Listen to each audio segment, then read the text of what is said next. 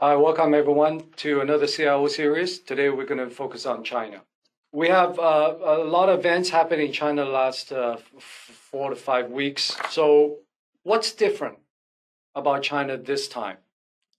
There are three things that stand out to me among the PBOC policy announcement on September the 24th, I believe.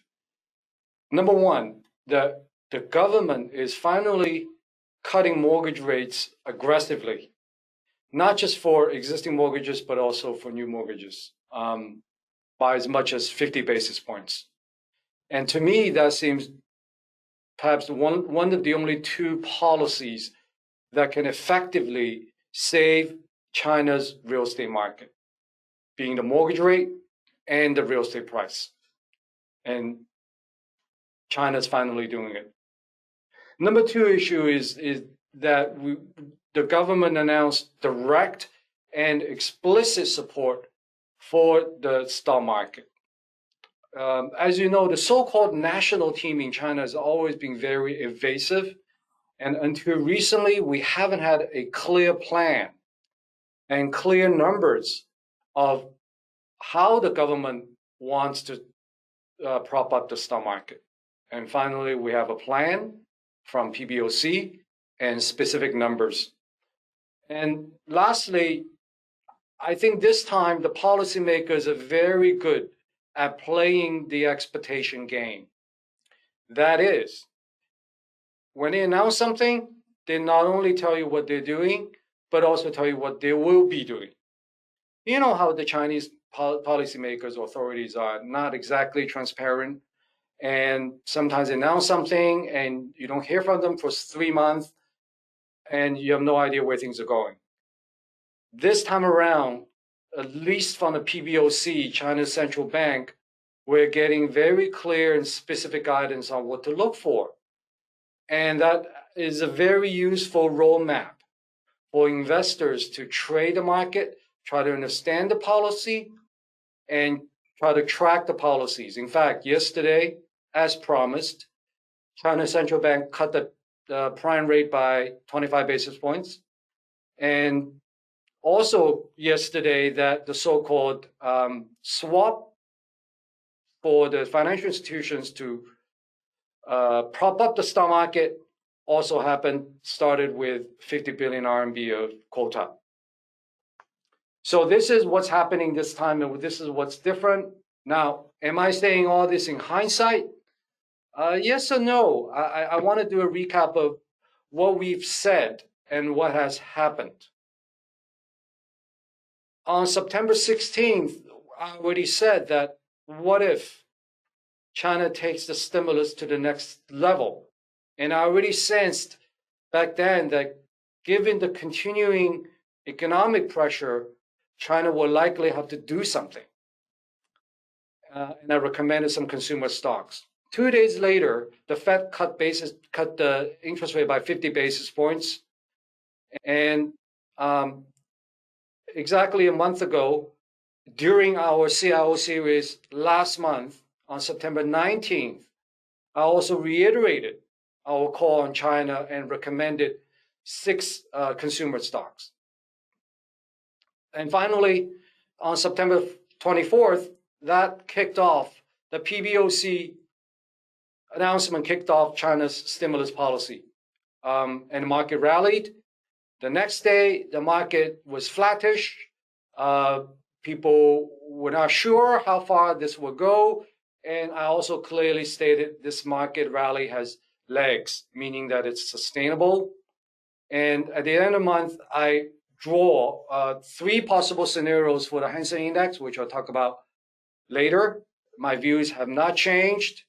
And when the market went crazy during the Golden Week, everybody was saying that's going to go to 23,000. It went to 23,000. It's going to break new highs. I said, be cautious, because technically and fundamentally, things are pointing different ways. And I recommend you to take profits at above 22,000. And the most recent critical day was Friday, when China announced slightly disappointing macro data. At first, the market was flat, and I thought it was neutral and expected. But on Friday, the market closed up 3%. Hansen Index closed up 3%, which I thought was a really bullish sign, given that there was no good news. That's why our recommendation remains you long China until early November. I'll explain later the timing. With all that, there's very important date and the level you need to remember is before all this happened, even before I told you about a possible stimulus, the market was trading around 17,400 and 17,600. So let's pick a day, say right before the Fed rate cut, Hang Seng was at 17,600. And that is a very important date because that was when fundamentally China took another leg down in terms of economic numbers and there was no policy. Let's hold that thought. The 17,600 is very important because for the past 3 to 5 years, if you trade the Hong Kong market, the biggest frustration is that we don't know what the bottom is. Of course, in hindsight, we can say Alibaba at $66 was the bottom, but I bet you during that time, either you or me have no confidence it will not go lower. It feels like a bottomless pit, but this is changing now. This is changing. And this is the biggest key takeaway from today's presentation, that now we finally have a relatively solid bottom, which is the 17,600 number I just quoted you on September the 17th. Or you can use the September 16th, it doesn't matter. It's around that level, which I think is fundamentally the bottom when things the worst and no policy. I don't think we'll go much lower. We're not going to go there anymore because now we have policy. Now, technically, that also seems to pointing to 17,500. Here's what I did. I took all the past Hang Seng recoveries, whether it's this recovery since August 5th or the previous one since January 2024, and there was a big one in October 2022 and March 2022, etc. You know, all these recoveries are very choppy. So during these recoveries, the market goes up and down, and the worst case was 17,500, adjusted to today's index level. So the conclusion is that both fundamentally and technically, that around 17,600 or 500 is a bottom that we can rely on. Again, it's not common we have such conviction when Hong Kong market shows a bottom. Where's the top? I think around 26,000. Why? Going back to the chart I just showed you, the best recovery we had was from October 2022 to January 2023, when Hang Seng broke below 15,000, and total return maximum was 54%. So if you calculate 54% from August 5th or 6th, that's around 25,700, give and take 26,000. And fundamentally, the long-term challenges faced by China are not changed. So the US elections coming up, I don't think whoever gets elected is going to improve the US-China relations. In fact, while the whole time the market is going up, the US-China relations have worsened. It's just that investors are not paying attention. US is possibly moving to putting more sanctions on China. And if you look at this rally, I don't think any of the large institutional investors are participating in this. There are two types of institutional investors, one being the asset manager who manage other people's money, and then the asset owners or the ultimate investors that give the asset managers to manage. And when I say asset owners, they include pension funds, central banks, sovereign wealth funds, endowments, trusts. I don't think any of them are investing in China in a big way anymore. In fact, in the US, there's also federal restrictions against large asset owners from investing in China. And a lot of them honestly has got out of China and no urgency to get back in anytime soon. So that's why without the big institutional coming back, 26,000 might be the top. And again, I strongly recommend you to focus on what the pension funds are doing, not what BlackRock is doing, what the sovereign wealth funds are doing, not what Goldman Sachs is doing. They're just the intermediaries like us. Okay, assuming you agree with me on the bottom and the top, which is 17,600 to 26,000. So we're looking at 3 cases in between. You have seen this before, so I'll be really brief here. The base case is that for Hang Seng to stay above 20,000, the policy need to come in. Doesn't necessarily need new policy, but we need to keep the momentum, and sometimes even some color or more details on an existing policy will work. Just keep the investor going, keep the market going like what's happening now. PBOC promised to cut LPR. They cut the LPR yesterday. They promised to give this lending facility quota, the swap for brokers to prop up the stock market. They did it last night. So all these things are pushing forward in terms of policy and policy expectations. That will keep us above 20,000. If they suddenly stop doing that, if we, again, lost contact with the government, they suddenly turn the other way and be quiet, then I'm not so sure we can keep above 20,000. Now, for above 22,000, policy is not enough, and we need the macro data to improve. And once it breaks 22,000 sustainably, I don't think 26,000 will be a problem technically. It just fundamentally, we need some data to improve. And as you know, last Friday's data was not good. It did not improve.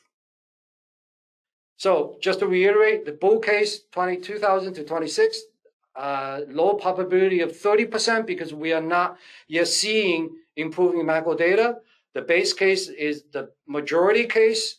As long as the policy is coming, and we are looking at a range of 20,000 to 22,000. And the bear case is 17,600 to 20,000. And timing-wise, whether you look at the technical timing or the fundamental timing, we're looking at late October to early November. Early November, there would be 2 important things. One is the US election, and the other is the possible National People's Congress Standing Committee meeting, which will likely approve additional loans, additional sovereign debt issued by the government. That's the one number that the market is expecting. So let's give it some patience, waiting for the macro data, but also waiting for the 2 key events in early November. Will the macro data improve? I talked about this earlier, how important it is for the macro data to support us above Hang Seng Index 22,000. I don't know for sure because the Statistics Bureau probably have more control over this. I don't have a crystal ball, but what I can tell you is numbers are stabilizing. It is not getting worse. So again, Friday's number, whether it's retail sales, industrial production, fixed asset investments, are not getting worse. Are they getting better? No. Look at the real estate. I don't think any recovery is possible without a real estate recovery in China. I don't think it's a recovery as of yet, but if you look at the numbers, this is just released a few days ago. The new home sales in China continue to decline, but the rate of decline is getting less, right? It used to be more than 20% decline, now it's 17%. If we get a decline of less than 10%, that will be major good news. That is the macro data improvement I'm looking for, or the market is looking for. I don't think the market is expecting 20% growth or even 10% growth. No way we can get that so soon, as long as things are not getting worse. The decline rates are getting lower. Things are stabilizing. I think we have a good chance of getting optimism back in the market and getting Hang Seng Index above 22,000. So I'm hopeful the next data release will be in mid-November. We will get a batch of other numbers from China, including real estate sales, real estate prices, and other key macro numbers. We got about 10 minutes left. I prepared the 15 stocks. I may not be able to go through all of it. I'll be really brief here. Some of the stocks we already have seen. So assuming that China is heading to a possible recovery, we don't know for sure. But like I said, it's always good to prepare, like I prepared you on September 16th for a possible stimulus. In the same way, I'm preparing you for a possible real estate-led recovery. In that case, there are 15 stocks you can look at. Some of them are core recommendations we have very high convictions on. Some of them are trading buys. When you do a trading buy, like Chinese banks, be very clear this is a trade and be ready to cut loss. Okay, let me start with some defensive plays like China Mobile and China Telecom and Unicom. The story here is that these are all very boring, low growth companies, but this is the reason you want to own them. If you're not sure about the market direction, if you're not sure about the recovery or not, but you want to test the water, you want to have some skin in the game, you want to have some exposure in China, this is a good way to start because they're quote unquote defensive and net cash, healthy balance sheet, very strong cash flow, and high dividend payouts. And one thing the market kind of ignored in the last couple of months about these type of stocks is that both China and the US are cutting rates. And that is good news. That's really good news. Look at China's loan prime rate, just falling off a cliff. Now it's only 3.1% versus China Mobile's dividend yield we expect to be over 7%. That is crazy. That is cheap. And the market is so focused on growth right now because they wanted to, trade these high volatility stocks.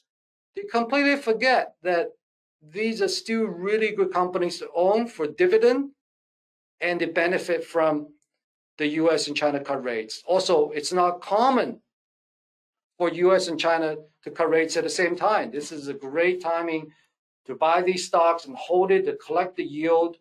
Of course, China Mobile has some weakness here and there, but overall, we are still looking at a very stable business model, very stable operating cash flow and free cash flow. And if you have more questions, feel free to reach out to me.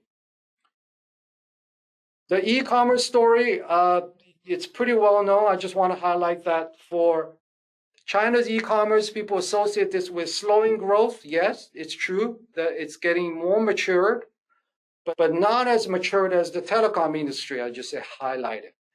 Online sales in China are still growing at over 10% a year, with the exception of 2022, which was lockdown, and the early days of the COVID in 2020. So overall retail sales, now only 3% growth, but online retail sales close to 10% or over 10%. That is a big gap. And in terms of penetration of online sales, total retail sales is still low at less than 30%.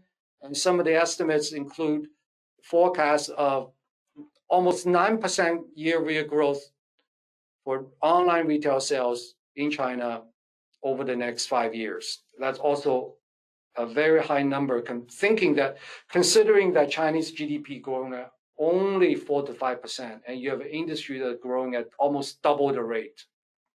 So Alibaba and JD.com, including PDD, are the key players here. Our top two picks are Alibaba.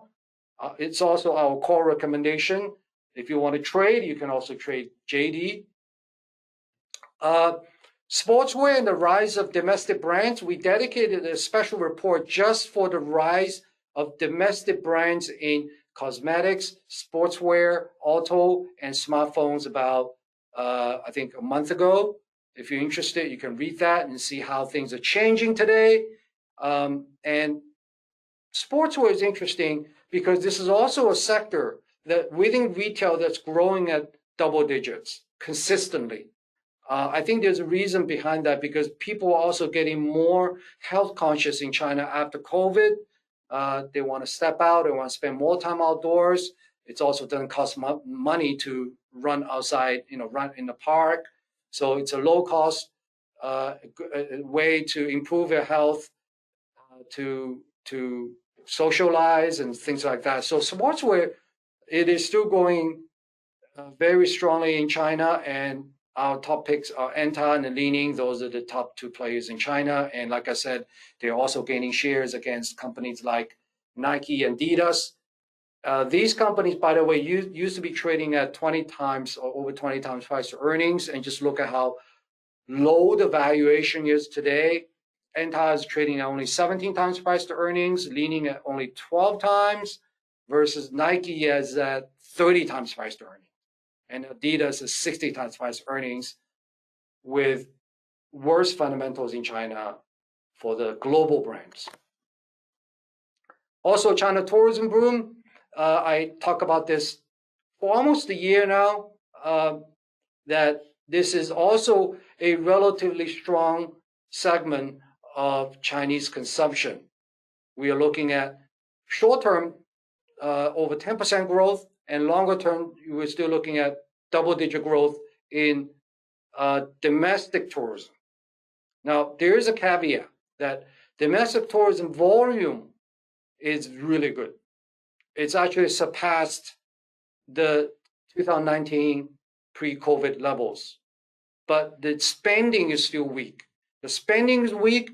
It's going back to the same problem I talked about earlier, the weak real estate market, the weak consumer confidence. With the potential real estate recovery, I think the consumer confidence will increase, and the spending per trip or spending per person in tourism is also expected to increase. And when you have volume going up and spending go up, that will result in pretty spectacular growth, I think. So this is a sector that we like a lot. Top picks are Trip.com, the largest travel agency in China and one of the largest globally, and also the two Macau gaming plays, Sands China and Galaxy. Surface, they are like gambling plays. In reality, the majority of the growth is driven by non-gaming, and non-gaming essentially is tourism related. I talk about real estate recovery and how to play it. And in fact, the best way is not to buy the real estate developers. And we've all had some really bad experience with real estate developers. When I was a China fund manager, I sold real estate as early as April 2020. Sorry, April 2000. Yeah, that's correct. April 2020, right before the whole fiasco happened. And I will never get back in that again, because the real estate model is fundamentally changed. Today, we're looking at much lower return on equity for real estate. The best play is for real estate consumption. It's not real estate per se. We need to think about, if real estate comes up, what would people spend more money on? I just talked about tourism that might be in an area. And Baijiu, or liquor sales, is another area. And there's proof that since 2014, the Baijiu sales are correlated with real estate sales. And multi-prices are beginning to stabilize, even though still in decline, showing signs of stabilization as the real estate also stabilizes. Makes sense, right? I talk about real estate is showing signs of stabilization. Guess what? Multi-prices also showing signs of stabilization. And this is perhaps the best proxy for real estate. It's consumption. It's not real estate. It's something that people will need to consume regardless of US-China relations. And two other stocks I like for this is higher smart homes and the recently IPO'd Meidi, which is just IPO'd in Hong Kong. Both are in the home appliances market, which will benefit from a potential real estate recovery. And lastly, a quick word on the banks. I wrote about this in the most recent weekly ideas, and I have to correct myself. On September 16th, I said to avoid real estate and banks at all costs. Now today I'm recommending Chinese banks to you. What happened? Something happened on September 24th when PBOC announced capital injection plans. Sorry, not PBOC, Ministry of Finance. That was in early October. The Ministry of Finance announced capital injection plans for the Chinese state-owned banks. Not all state-owned, the biggest Chinese state-owned bank. There's 6 of them. That changed my view. And this has been the biggest overhang on Chinese banks. If you look at the valuation of ICBC, the biggest bank in the universe, is trading at historically low valuation. You can look at the table on the right. Companies like JP Morgan are trading at 2 times price to book. Even HSBC is trading at 1 times price to book. And ICBC today, as of today, is still trading at less than 0.5 times book. This is ridiculous. The reason, again, is people worried how they're going to raise money. Everyone knows they need to raise money to replenish the capital. It's just that there was no plan and no indication from the government until recently. So I think this will lift an overhang from these stocks and raise the bank's valuation. This is really a big deal, and I strongly recommend you to pay attention. I wrote about this in more detail, technical details about bank capital, Tier 1 ratio, Tier 2 ratio, regulatory requirement, systematically important banks. To save all the details, what I try to say is that these are good trading buys with potential 48% to 60% upside as we get more clarity, more development of the capital injection plans. I think this will have a fundamental impact on the valuation, and that's why we recommend them as trading buys. Okay, I'm going to stop here. Obviously, I did not talk about the U.S. today. If you're interested, we can answer U.S.-related questions on this call, or I'm happy to take any other questions on China, whether it's things I talk about today or things that you have on mind.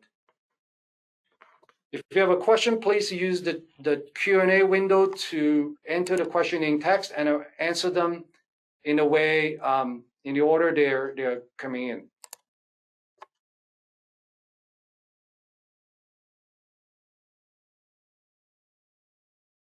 Mike, can you show me the question?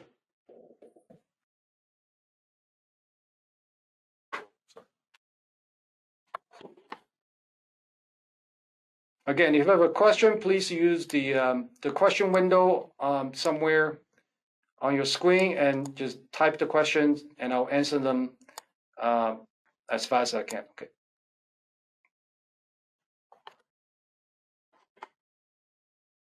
So the first question about opinions on China in today's papers. One guy's view is that China needs to accept that lower growth at 5% or less, which is typical or for developed economies.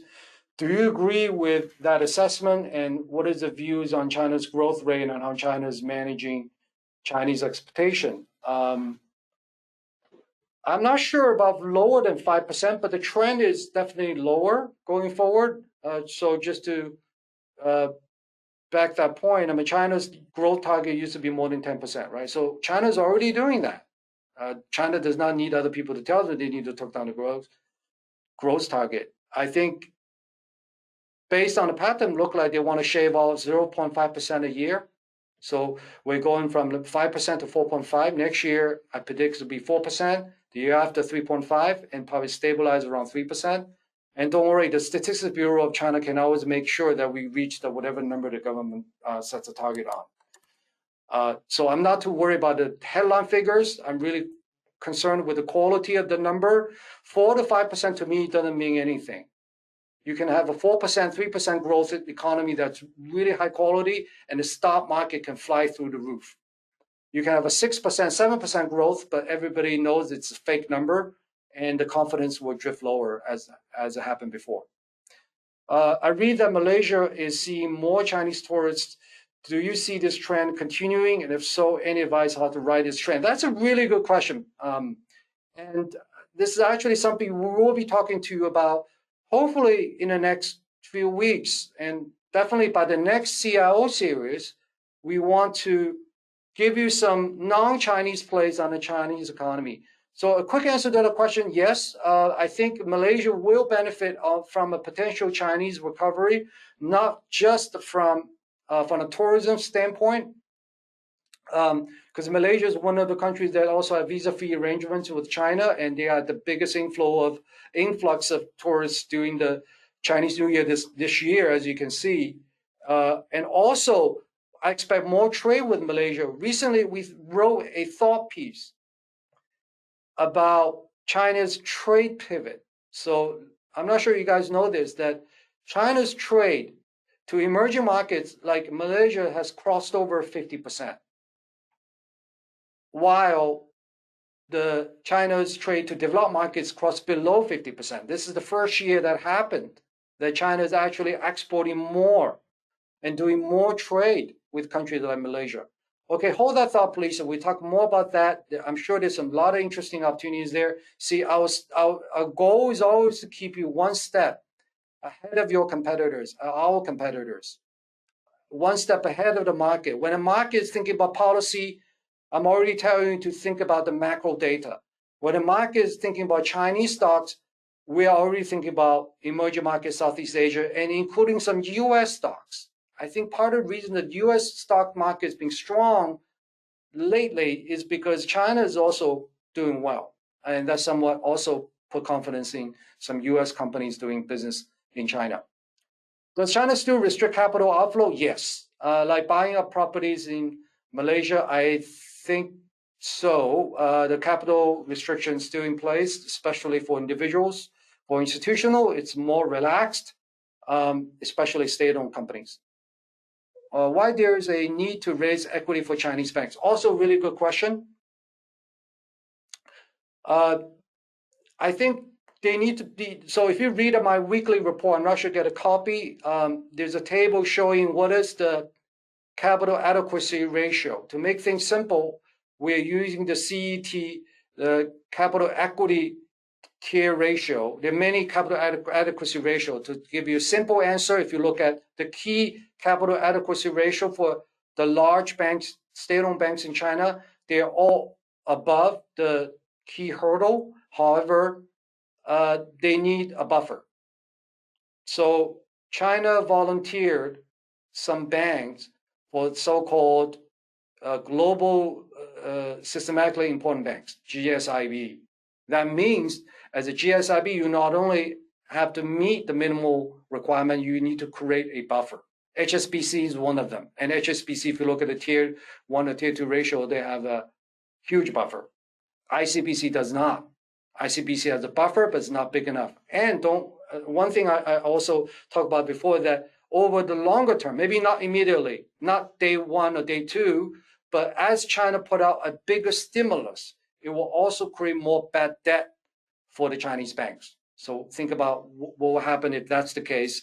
If ICBC has more bad debt, their capital situation will deteriorate. That also means they need to raise capital preemptively before that happens, right? So that's why there's a capital need for all of the major Chinese banks before they reach that regulatory hurdle. The market's been expecting this for a long time. Just until recently, we didn't have a feasible solution. And the reason also put these banks as trading buy, not buy and hold, is because the more stimulus China creates, the more possibility for bad debt. So over the medium to long term, the Chinese banks may have some problems down the road as China, prints more money, issue more loans, and do more easing policies. So keep in mind, this is only a trade, not a buy and hold for the Chinese banks.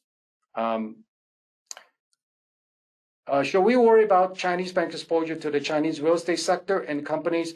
Yes, we should, but it's not the number one concern right now. I think the number one concern is really about the capital raising, whether the bank can continue to operate. Just think about the regulatory requirement, the buffer I just mentioned. These are the minimal you need to do in order to the bank to operate going forward. The Chinese banks, back to the real estate exposure, the Chinese banks actually did not have much direct exposure to real estate, okay, except for mortgages. And mortgages, as you know, China's LTV ratio is also very low by global standard. Last time I checked is something like below 60%. So this is definitely not a subprime situation where you have a 5% down payment and you can buy a house. It doesn't work. It's not in China. And the second thing is that, for the real estate developers to borrow from a bank, there are also tons of other restrictions. For example, they can't really borrow to purchase land. They can only do something like a construction loans or other collateralized loans. So that's why the Evergrande fallout didn't really affect the Chinese banks much, because overall the direct developer exposure is not that high. But I'm worried about, let's say, the mortgages and then also other real estate related sectors like cement, glass, or steel. They all relate to construction and real estate. So those exposures are the ones that the banks may have some problem with. But like I said, the bigger problem today is for the banks to beef up its capital so as to dilute some of these impact. And right now, our thesis for trading the banks is unrelated to real estate exposure. Think about real estate exposure, still a relatively small problem. It's like bank having COVID. Eventually, it's a bad COVID, but eventually we'll get through it. But the capital raising is like cancer. You see the difference? So if I'm talking about the cancer patient is cured, now we need to cure the COVID problem, which is a curable problem. So that is how big of a change the Chinese banks are experiencing. That's why I expect a big bump in valuation. When a patient gets, a cancer patient becomes a non-cancer patient, that is a big improvement. So that's why I think the upside is tremendous. And then I'm not saying the banks will be perfect, right? So the 60% upside only applies, you're going back to 0.78 price to book. I'm not even, and that the reason that it's still a discount is because what you said about real estate sector and the other bad debt problems. I'm not expecting the Chinese bank to go back to 1 times price to book or 2 times price to book like JP Morgan. No way. But now it's 0.46. So think about this. Think about this trade. 0.46 to 0.78. How much upside we can gain. Okay, with the reduction in interest rates, how is it going to impact Chinese? I assume this is the Chinese banks. Yes, the reduction in interest rate is negative for the Chinese banks. The reduction in mortgage rates is negative for the Chinese banks. However, the reduction in mortgage rates may also reduce the prepayment. And don't forget, there's also possibility that when you reduce interest rate, there might be increase the loan volume. I have not worked out the exact impact yet. And my point is that it's irrelevant because again, we're talking about the banks having a cold or having a flu. This is the cold and flu problem versus now is solving the cancer problem. Let's just trade this curve from the bank solving the biggest problem, which is capital. Right, the fundamentals, the banks always grow their earnings. This is interesting too.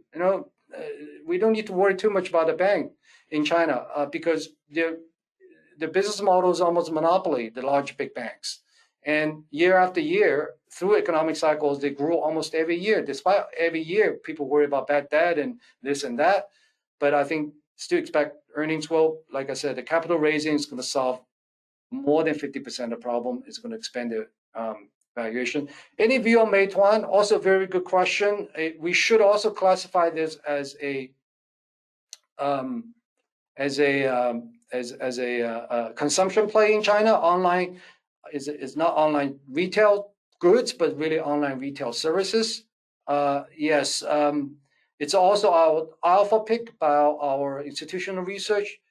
I just don't have any special view on it. I just think that Alibaba is interesting from both a sector standpoint because online retail may very well recover, and also company specific wise, Alibaba is experiencing a turnaround, and recent data points suggest they actually are improving, at least holding on their market share, no longer losing market share to PDD.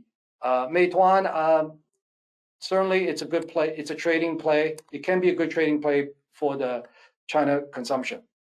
CGM Mining a good buy for long term since the price has dropped a lot. I don't know enough about the company for the long term, so no opinion there. What is the price target for Alibaba and Li-Ning? Do you recommend buying CNY listed Li-Ning? For Li-Ning, I'll use our. I don't have the price target in front of us.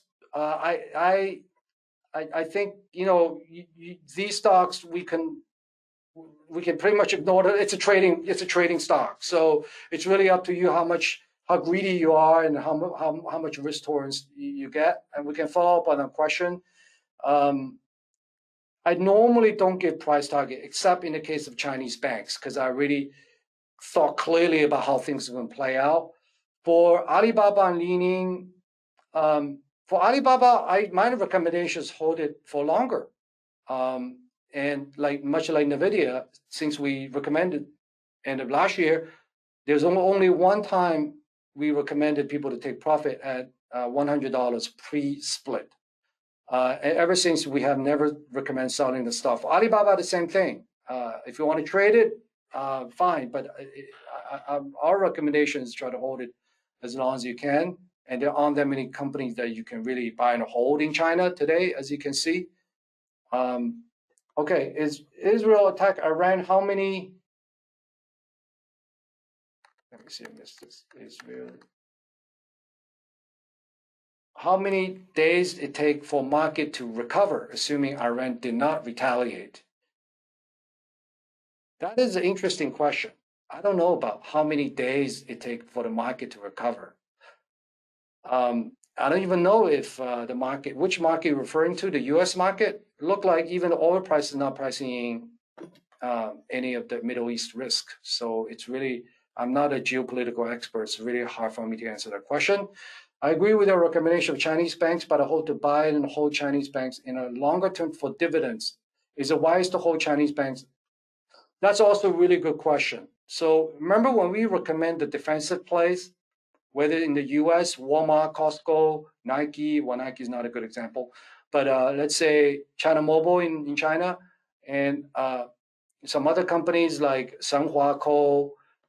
We never recommended Chinese banks as these defensive. I don't think Chinese banks are defensive, because a couple of the audience members already kind of answered the question for me, which is still have some fundamental problem with the Chinese banks. The bad debt, the real estate exposure, the provision, the earnings growth, even though it will grow, but how much upside there is. So I will not recommend holding the Chinese bank for a longer term. This stimulus, like I said, if it's more than expected, is actually not good for the Chinese banks long term because it will create more bad debt. Every time China does a $4 trillion, $5 trillion, $6 trillion of stimulus, you see the bad debt goes up, the leverage goes up, the economy becomes even more leveraged. And then the banks are the companies that end up having to live with that problem, to pay that cost. So I will not recommend Chinese banks as a buy and hold, as a dividend play. The dividend yield looks high right now, but I'm not sure how sustainable it is. And not to mention, there's a dilution impact from the capital raising. So whatever dividend you're looking at right now it may be lower because they're going to add in more equity capital. Since property will recover very slowly, doesn't mean Kweichow like Moutai will also recover very slowly. Will my deal recover slowly because the slow property recovery?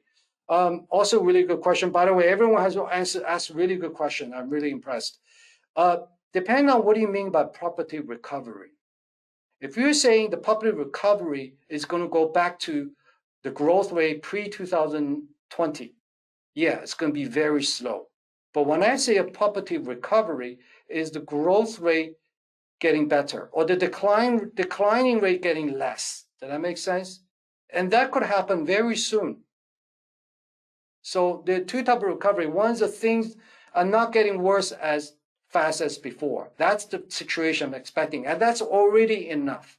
That's already enough because if you look at anything property related, whether it's Moutai or the developer company, they still at historical low prices. The expectation is still very low. So that type of recovery, it's going to happen next month or maybe another 2 months or maybe early 2025. It's going to be very fast. And don't forget the law of small numbers, right? So we have real estate declining 20% a year. After a certain period of time, your bases get so much lower. So eventually you have some so-called improvement based on the low numbers. So that type of recovery will happen faster than you think. Nike have some trouble. Newer brands such as On, Hoka, growing. How are the newer foreign sportswear brands doing in China? I don't have specific numbers on the two brands you mentioned. I do know that the foreign brands continue to lose share as a whole, whether it's in sportswear or in cosmetics. And the main problem is that the biggest growth for sportswear in China coming from not tier 1, tier 2 cities, but the smaller cities. And if you go to smaller cities in China, you don't see any of these brands or Lululemon for the same reasons. There's some Nike and Adidas, but not directly owned stores. And as you know, global brands are always being very weak in the lower tier cities. Will China aviation oil benefit from increased travel by own residents and tourists? I have no idea about that stock. My suggestion is to stick with our core recommendations. How China-Hong Kong market will be affected by who will be president of the U.S. So the question is, how will the market be affected by the outcome of the U.S. election? I don't think will be that much affected. Either one get elected, China will face the trade sanction pressure, the technology war pressure. By the way, Biden imposed about 18 billion, imposed tariffs on $18 billion US dollar worth of goods. Trump imposed $300 to $400 billion worth of goods. Whatever Trump has done is still around. Biden did not remove any of that. So you just think about whether Democrat or people, whichever president come in, it's just going to keep adding on. And that's another reason, if you look at our core recommendation, if you look at the 15 stocks I just showed you on page 11, none of them are exports, because I expect China to have a huge export pressure next year. So no real estate. Before the old Logan was no real estate, no banks. Now the new one is no real estate, no exports, because I foresee that whoever gets elected, China will face a lot of pressure on exports, not just from the US. So Europe in early October officially enacted the tariffs on Chinese EVs. Canada did the same thing, and US now are in talks about further trade measures against China, regardless of who is elected. So I'm very cautious on that. Will Tencent grow a lot more in 2025? I'm not sure what you mean by a lot more versus expectation. I don't think Tencent is unlikely to beat sell-side expectation, especially on the top line. what the company has been doing is try to grow the bottom line as much as you can. If you look at companies like Tencent, Alibaba, they tend to meet the top line growth, and this is the pattern going forward in 2025. Ideally, they want to keep the top line growth like around 10% or below 10%. Anything faster, guess what? There might be another crackdown on them because regulators may think it's not effective, whatever's in place. However, I think they will find ways to deliver more earnings growth, maybe in the double digits. I think the long-term sustainable goals of Tencent, we're not going back to the old days of 20 to 30%. I think best case 15 to 20% is a ballpark figure they can expect. I also expect for Tencent, you look forward more than just 2025. I think we need to look at the 3-year growth as a company is probably in the ballpark of what I just described, about 15 to 20%. Questions about government transparency regarding equity market guidance. It is highly unusual. However, will the other time where they have clear guidance, how do domestic investors see it, and whether extremely optimistic or with lots of caution? Also, good question. No, we have never had such a strong and clear guidance from the government on what to do with the stock market. It's pretty rare. I don't recollect from my memory in the last decade they ever done that. Right now, I think they're doing the right things, and because it's difficult to save the real estate market, it's easier to fix the stock market in order to restore the consumer confidence and the wealth effect, etc. So they're definitely doing the right thing. However, the bad news is that I don't think investors believe in it because we had so many cry wolves and so many disappointments in policy, and people are generally skeptical that government genuinely wanted a better stock market. So people are skeptical, they're cynical, and they're holding back. But I'm optimistic. I think they have genuine interest in support the stock market. They see the mechanism, how that is going to work, and how that ties to the economy. And we are seeing real measures being implemented. Like I said yesterday, the first batch of the quota, the swap quota for the financial institutions to buy up the stock market is being issued. And I think a few brokers took up that offer from the PBOC. Is the market factor in possible Israel attack Iran last week or crude oil has more time to stabilize before U.S. election? I have no idea. Our recommendation for oil is slightly longer term. So oil to us is really a strategic asset. I can't trade oil. I don't know what the oil is going to be tomorrow or next week, but I like to buy oil as a long-term strategic holding. And whatever's happening in Israel, in the Middle East, just confirmed our thesis that the world is heading to a very unstable state, and that is generally good for oil. Now, exactly how the oil market will respond step by step, it differs every time. You know how it is. Today's market, they overreact, they front run, and sometimes they don't react for a week, and suddenly they react to news that happened 2 weeks ago. So good luck trying to factor in and look at the CNN news and trade oil price. I cannot do it. How about the chip sector like SMIC? I understand it's one of your recommendations previously. Yes, thank you for following us. Thank you for asking that question. We remove SMIC at the bottom. We remove SMIC, as you can see, we also make a lot of mistakes. We remove SMIC, quote unquote mistakes. In hindsight, I don't think it's a mistake. Let me explain. So we took SMIC off recommended list almost at the bottom, and the stock has done very well during the recent rally, I think because of short covering, because of beta. But this company has a problem where it has a dual mandate. One mandate is to serve shareholders like us and deliver growth and shareholder value.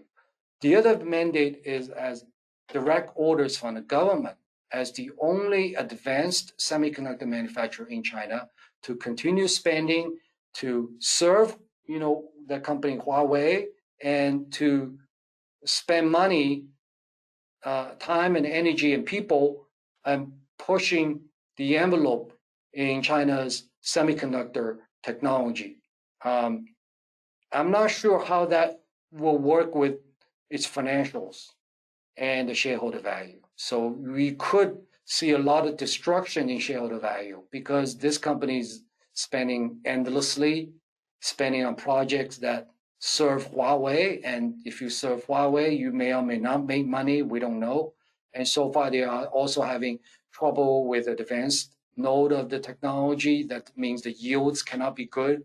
And that means the profits cannot be good. So that's where the conflict is. That's the reason we sold it, that we are increasingly seeing the government intervention. I talk about government intervention in the stock market, which is good.